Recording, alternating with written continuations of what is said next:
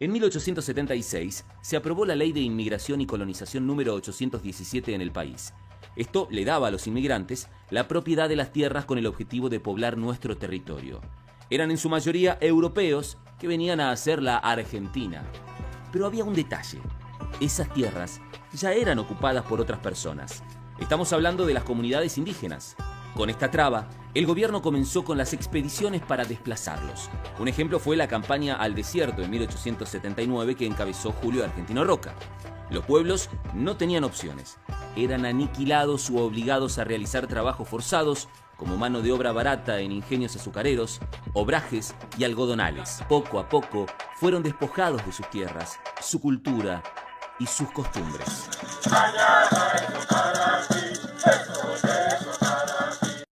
Bueno, eso que estábamos viendo ahí, estábamos conmemorando lo que fue este delito, esta masacre, todo un proyecto de aniquilación hacia las culturas originarias de Argentina, específicamente integrantes de la comunidad Cuom, o Com, como se la conoce, y Mocoy, dentro de la provincia del Chaco, específicamente en la localidad de Napalpí, ¿no? Que este 19 de julio, bueno, de 1924, sucede lo que fue ese atentado, ese genocidio, todo un proyecto político de desarticular a las comunidades, ya que por supuesto sabemos que desde la Argentina nuestros líderes políticos y en las gestiones de gobierno siempre se tuvo un horizonte occidental, un horizonte europeizante, en donde lo nativo, lo originario era totalmente desplazado, no se lo consideraba civilizado y por supuesto siempre se lo marcó como dentro de esa otredad. Entonces cabe destacar que bueno, el día 19 de julio de 1924, fuerzas paramilitares, es decir, terratenientes de la provincia de Chaco y a su vez las fuerzas policiales de la provincia, en un acuerdo que hace justamente el presidente Alvear y a su vez el gobernador Fernando Centeno, ¿no? Sí, Fernando. Territorio nacional. Así es. Delegado de la Nación.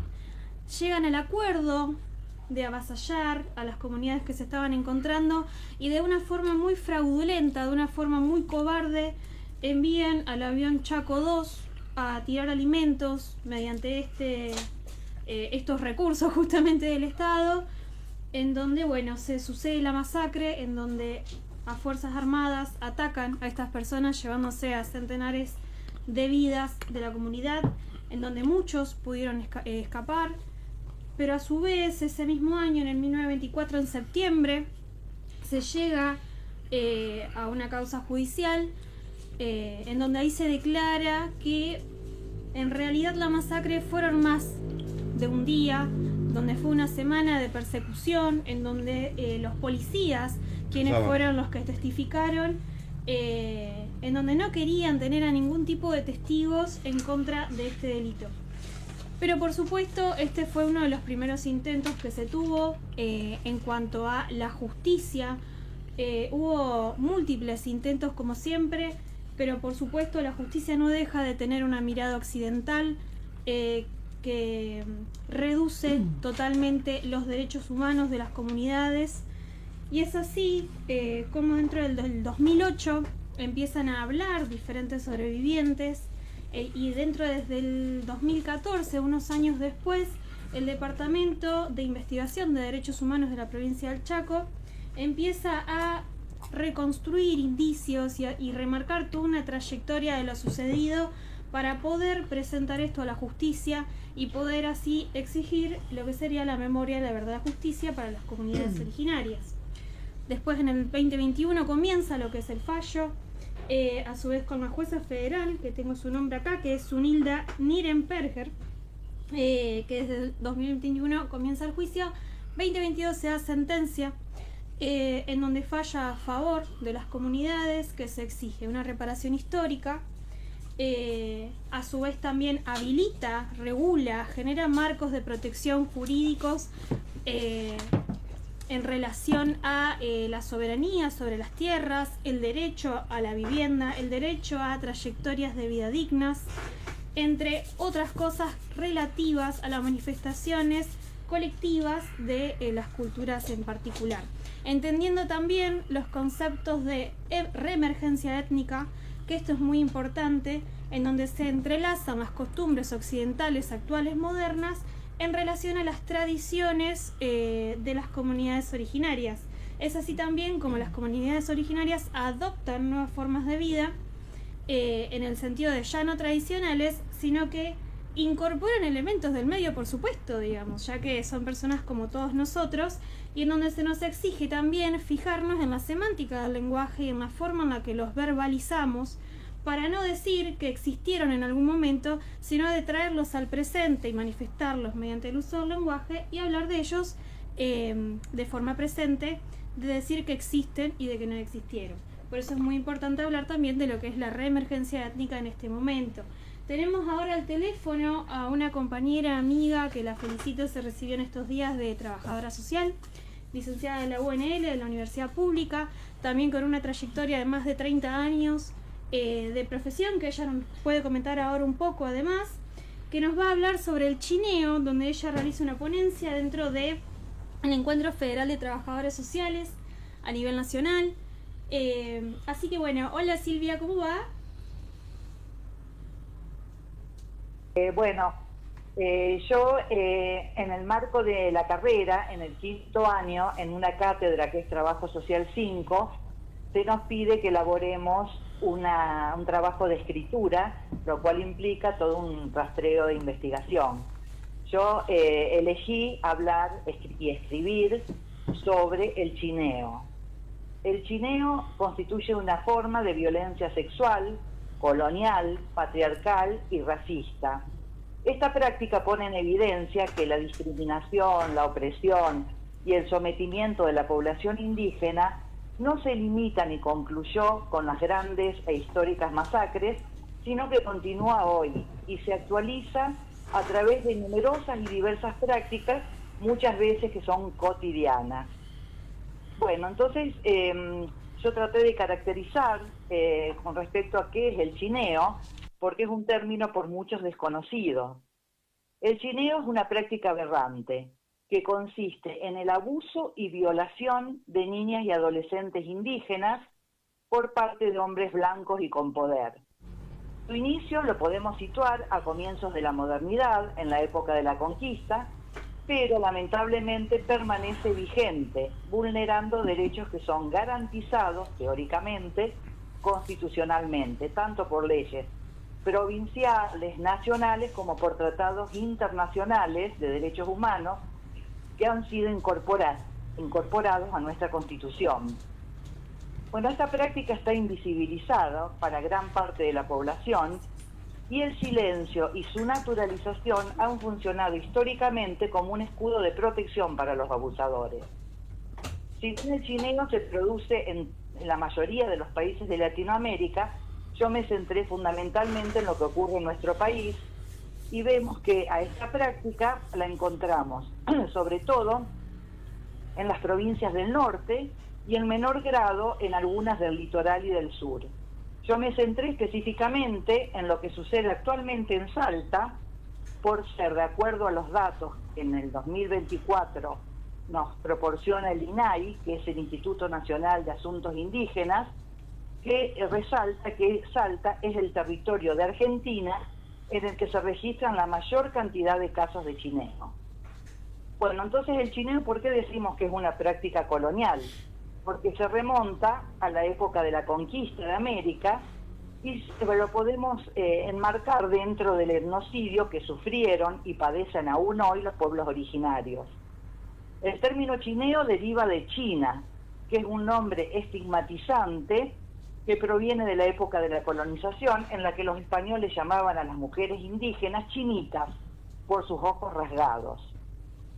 En la conquista hubo, como vos dijiste hace un rato también, una situación de dominación y sometimiento de todas las dimensiones de la vida de los pueblos conquistados, donde se impuso una nueva forma de organización política, económica, social y cultural.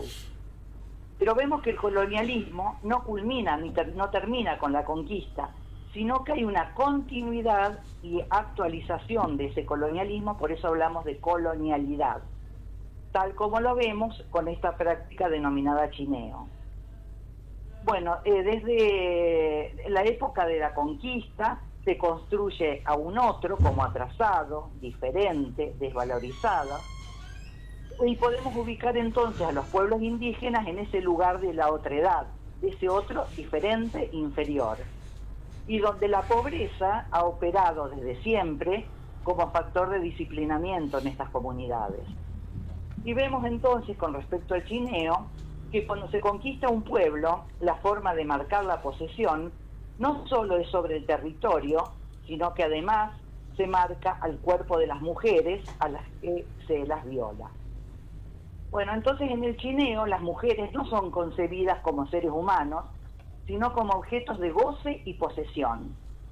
Esta práctica implica entonces un acto de disciplinamiento, en el que las niñas y jóvenes violadas son consideradas como una especie de bestias que deben ser civilizadas. Y refleja, por supuesto, un abuso de poder y la concepción de que los cuerpos de las mujeres son objetos apropiables y descartables. Por eso se acostumbra, por parte de los abusadores, a nominar a estas mujeres víctimas como sucias o como botadas. El chineo, además de ser una práctica colonial, es una práctica profundamente racista. ¿Por qué? Porque en los abusos, la violencia que es extrema es por ser la víctima mujer, pero también por el odio y el desprecio que implica el atravesamiento de lo racial. Desde que se instauró un capitalismo colonial moderno y un eurocentrismo, se ha consolidado un patrón de clasificación social de la población basado en el concepto de raza, que entre otros múltiples efectos cosifica todo lo indígena. La raza se ha tornado así una forma de dominación eficaz y pese a que hoy no tiene ningún sustento científico, continúa siendo el principal apoyo ideológico para la opresión. Actualmente se ha descalificado, no se considera que existan razas, sino que se habla de etnias, que tienen que ver no con la transmisión de rasgos biológicos heredados, sino con la construcción que tiene que ver con lo cultural. Bueno, el chineo, además de ser una práctica colonial y racista, es también producto del patriarcado, entendiendo que el patriarcado es este sistema de desigualdad estructural y dominio institucionalizado que mantiene la subordinación de las mujeres con respecto a los varones. Entonces, con la colonización se llevó a cabo un control sexual, reproductivo y laboral de las mujeres indígenas. En él se produce entonces una dominación del hombre blanco sobre la indígena por su posición de mujer subordinada. Su condición de género la ubica como ser no solo disponible para el trabajo, sino también para el usufructo sexual de los varones blancos. Bueno, después yo estuve investigando por qué Salta, cuáles son las causas, cuáles son los factores que hacen que Salta sea en este momento la provincia en la cual se producen la mayor cantidad de casos de chineo. Entonces, desde hace años, de acuerdo a los datos del INAI, Salta tiene el mayor índice de denuncias de chineo. Esta provincia cuenta con 15 pueblos indígenas, siendo la que posee la mayor diversidad étnica de todo el país. Tanto pueblos originarios como criollos conviven en los mismos territorios desde hace siglos, pero bajo diferentes cosmovisiones, donde los pueblos indígenas fundamentalmente hacen un uso comunitario de los recursos y tienen un gran respeto por lo que son los recursos naturales. La introducción de la ganadería a fines del siglo XVII por parte de los criollos comenzó a generar conflictos que perduran hasta nuestros días, con respecto al uso y a la tenencia de la tierra. Los pueblos originarios entonces comienzan a sufrir un desplazamiento de sus territorios debido al cultivo de la soja transgénica y la instalación de algunas empresas multinacionales que están relacionadas en su mayoría con la extracción de petróleo, de gas y de litio. Esta situación ha causado y causa un gran impacto en la forma de vida y también en los medios de subsistencia de las poblaciones indígenas, fundamentalmente como efecto de la deforestación, la contaminación y la pérdida de la biodiversidad. Bueno, Salta es considerada como una provincia que tiene un gobierno de tipo casi feudal. Los gobernadores manejan la obra y el empleo público, por lo que acumulan mucho poder y en general se pueden sostener durante mucho tiempo en el poder. La concentración del poder tiende entonces a limitar las libertades individuales y rompe con los esquemas de división de poderes, generando un gran clientelismo. Es una sociedad muy conservadora, Salta, en la que hay una notable influencia de ciertas familias o grupos cerrados en la economía y en la política, y donde la Iglesia se involucra en todos los ámbitos de la vida social. Entonces encontramos una sociedad que está totalmente dividida, donde hay clases subalternas y una oligarquía dominante, en cuyas manos históricamente estuvieron el gobierno, el sacerdocio, la ciencia, los medios de comunicación, el mando del ejército y el comercio. Entonces se habla de que existe una élite salteña que nos remite a grupos que históricamente detentaron el poder para construir e imponer en toda la sociedad visiones y jerarquizaciones que fueron entendidas y aceptadas por el resto de la comunidad como legítimas y naturales. Qué interesante, Sil, esto que nos contás y en cómo podemos asociar la masacre de Napalpí, ya que la estamos recordando, en cuanto a la praxis social del chineo. Es decir, vos nos estás comentando en cómo hasta el día de hoy perduran las fuerzas y las formas de violencias, de colonización hacia las comunidades originarias por parte de nosotros, los occidentales, los blancos. Exacto. Incluso muchas veces la excusa es que es una práctica ancestral, que es algo cultural, y nada de esto es así. Las mismas representantes, sobre todo las mujeres, ¿no?, de estos pueblos originarios, viven denunciando que no es una práctica ancestral, que no está aceptada por la comunidad de los pueblos originarios, sino que constituye una verdadera violación de derechos humanos. Y se denuncian permanentemente, solo que pocas veces son escuchadas, ¿no?, las denuncias. Sandra, ¿qué tal? Buenas noches, Daniel te habla. Buenas noches. Te comento, yo viví muchos años en Paraguay, me casé en Paraguay y se utilizaba como algo social este tema de la casa grande donde se tenía la señora y la casa chica donde se tenían las amantes. Muchas veces, como decís, de comunidades aborígenes, pero también criollas o pobres. Esta práctica viene históricamente desde la fundación de Asunción para adelante, digamos, como una práctica habitual y como una práctica socialmente aceptada, digamos, no solamente en la comunidad y la oligarquía asunceña o paraguaya, sino también en Santa Cruz de la Sierra, en Jujuy, en Salta, en Catamarca. Si no recordemos, la chinita que tiraron en el caso María Soledad también responde a ese mismo patrón. Digamos, es algo que increíblemente todavía cuesta mucho depurar del ADN de todo ese territorio. Vos me habías comentado, Silvia, que tenías propuestas para la abolición dentro del marco de la indagación que habías hecho. ¿Nos podrías comentar brevemente? Sí, cómo no. Básicamente UNICEF alerta que esta práctica no solamente es aberrante en sí misma, sino que aparte de la violencia sexual, trae una serie de consecuencias y problemáticas asociadas, donde las niñas y adolescentes indígenas abusadas suelen transitar embarazos antes de los 15 años y padecen consecuencias tanto a nivel físico, psíquico como social. Las menores que maternan, en general, abandonan la escolaridad, acceden a empleos mal pagos y sufren entonces un mayor nivel de pobreza y marginalidad.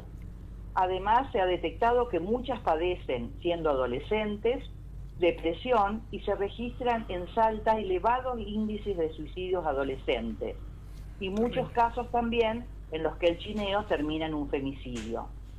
Entonces, con respecto a las propuestas y la lucha para abolir el chineo, los protagonistas centrales son grupos de mujeres, distintas organizaciones que están permanentemente tomando la iniciativa y en algunos casos cuentan con el apoyo de algunos organismos estatales.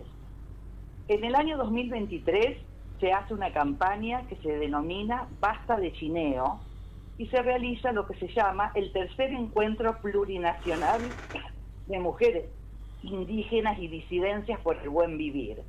Entonces ahí se llegan, luego de muchos debates, a determinados acuerdos con respecto a la necesidad de implementar de forma urgente una serie de medidas para abolir el chineo. Dentro de esas medidas, en primer lugar, se habla de la necesidad de concientizar a toda la sociedad para que reconozca y condene esta práctica aberrante. Que se implemente políticas públicas diseñadas desde una perspectiva de la interculturalidad, interseccionalidad y teniendo en cuenta la perspectiva de género. Después se propone que se produzcan modificaciones en los códigos civil y penal para que se tipifique al chineo como un crimen de odio, racista y colonial y para que se lo declare imprescriptible. Después se habla también de la necesidad de crear protocolos de acompañamiento que contemplen las lenguas, las prácticas ancestrales y la cosmovisión de los diversos pueblos indígenas, porque uno de los grandes problemas que se encuentran muchas veces estas mujeres que acompañan a sus hijas haciendo la denuncia es que no hablan el castellano y no cuentan con intérpretes como para hacerse entender. Lo mismo pasa a nivel de cuando concurren a determinados centros hospitalarios, suele pasar lo mismo. Después se habla también de la importancia de promover procesos formativos a las jóvenes y adolescentes y mujeres indígenas para que ellas mismas puedan producir conocimientos fuera de los estereotipos de la academia. Que se garantice que las mujeres indígenas tengan cupos y espacios de decisión en lugares de participación política. La implementación fundamental de la educación integral sexual, o sea, la ESI, en las comunidades con fines preventivos y de cuidado.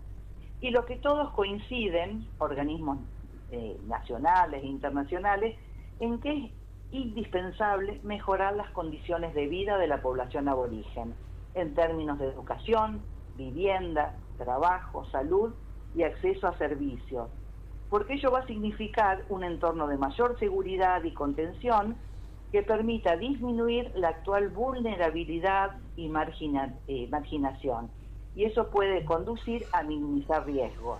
Totalmente, increíble, Sil, esto que nos presentás, realmente damos de cuenta de la relevancia de tener un feminismo con perspectiva descolonial y anticapitalista por sobre todas las cosas.